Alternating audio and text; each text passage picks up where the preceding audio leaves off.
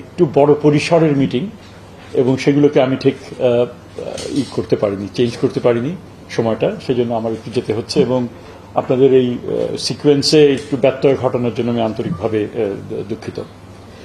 যে বিষয় আমার এমন কিছু বলার নেই, খুবই একটা গুরুত্বপূর্ণ, এটুকু বলবো, খুবই একটা গুরুত্বপূর্ণ একটা বিষয় নিয়ে আমরা আলোচনা করছি বিদ্যালয় সমূহের মান উন্নয়ন করার ক্ষেত্রে, এবং আমরা সবাই জানি এবং এ ব্যাপারে আত্মতুষ্টির কোনো উপায় নেই, বরং বড় ধরনের একটা সমালোচনা, আত্মসমালোচনার যথেষ্ট সুযোগ রয়েছে।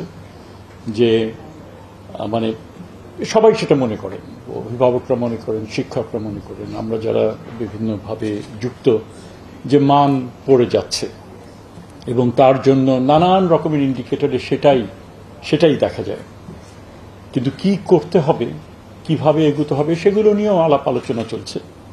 তবে একেবারে গ্রাসরুটস পর্যায়ে যে চিন্তাভাবনা করে যেই ধরনের আজকে তথ্য উপাত্ত, যেটা একটা সুনির্দিষ্ট একটা সমস্যা, কিভাবে আমরা এগুলোকে এই শান্তিপুর মডেল যেটা করা হলো, অবশ্যই অন্যরা পরে এটা নিয়ে আলোচনা করবেন এবং যথেষ্ট ইমপ্রেসিভ আমার কাছে মনে হয়েছে যে এই আলোচনাগুলো হওয়া দরকার। এবং সবচেয়ে বড় যেটা বিষয় সেটা হচ্ছে একটা অ্যাকাউন্টেবিলিটি, অ্যাসেসমেন্ট, এগুলোকে আমাদের একটা বড় ধরনের একটা অনীহা আমাদের থাকে।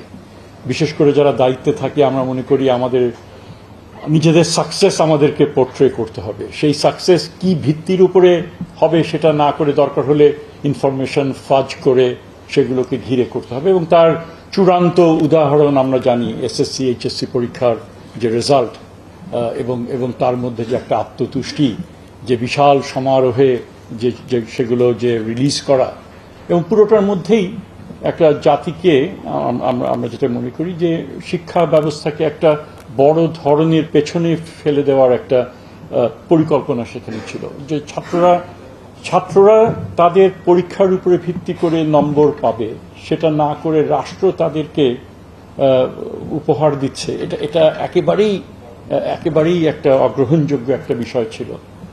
এবং আমরা চেষ্টা করেছি সেটাকে তার থেকে বেরিয়ে আসতে।